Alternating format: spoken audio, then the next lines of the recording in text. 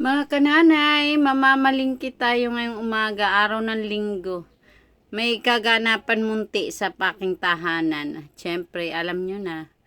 Mga kananay, bibili muna tayo ng hipon para tayo makapag-buttered shrimp. Ayan.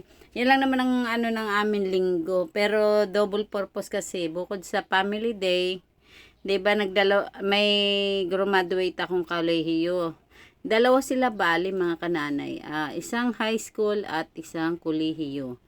Kaya paglulutuan naman natin ng konti. Naging busy-busyhan ang kananay nyo. Hindi ko na gampanan ang iba kong obligasyon mga kananay. Ayan, bumili ako ng hipon. Pumili ako ng biggest. Masarap kasi pag malaki-laki ang hipon. At eto nga, nag-ano ako ng ulo ng baboy.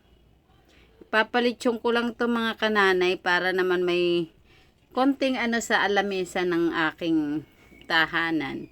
Ayan mga kananay at tayo. Yan ay nilamutak ko maigi talaga. Kinakapakapa ko pa talaga yan kung may balahibo pa o wala. Napakaraming prosesong ginawa ng kananay nyo. Ayan inulit-ulit pa talaga ang pag-barbershop. Pwede na ako magtayo ng barbershop. Ayan, taga-bigote. Ay, mga kananay nila mutak ko ng asin para mawala yung mga bakti na nakaipon. Alam nyo naman yan. Ayan. Inanuhan ko na maigi. At din, nung matapos ang asin, pinaliguan ko siya ng sukat. Nilamutak maigit. Saka ko hinugasan uli. Diba? Maraming purpose. At habang nakasalang siya sa oven, wow, oven, hindi aking oven, sa bakery, pinadala ko siya sa bakery, gumawa ako ng minatamis, ayan na nga't nagmatamis ako. Gulaman yan mga kananay at mansanas, pinaghalo ko. Masarap sana yan kung may buko, kaso late na nga, hindi ko na alam kung anong gagawin ko. At syempre, hindi mawawala ang turon. Natutuwa ako dyan. Yung apo namin sa pamangkin, ang tawag nila ay turon. Kaso, sa lalaki daw ng balot ng mami nila. Pasensya na po, ganyan ako magluto ng Shanghai. Ayan, hindi po yung turon. Ito na nga mga kananay, ang butter shrimp.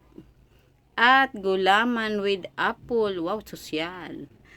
Ayan ang ating pansit-pansitan. At ang ating lumpiang turon.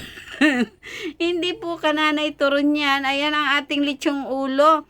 Huwag nyo nang tingnan, masyado siyang nanggigil. Lutuin talaga naman to the max ang luto. At nag-spaghetti pa nga ang kananay nyo. Ayan ang aming munting pagsasalo-saluan. Butit tinulungan ako ng aming pamangkin. Sabi ko, tulungan ako. Hindi ko kakayanin magluto mag-isa. At doon na lang kayo sa bahay. Dito na kayo sa bahay, magkainan. Niyaya ko sila dito sa bahay. At minsan lang naman kami magkasalo-salo. At yan naman pag hiningi ko ang kanyang serbisyo, mabilis pa sa alas 4 yan. Kahit may gagawin yan, bibitawan.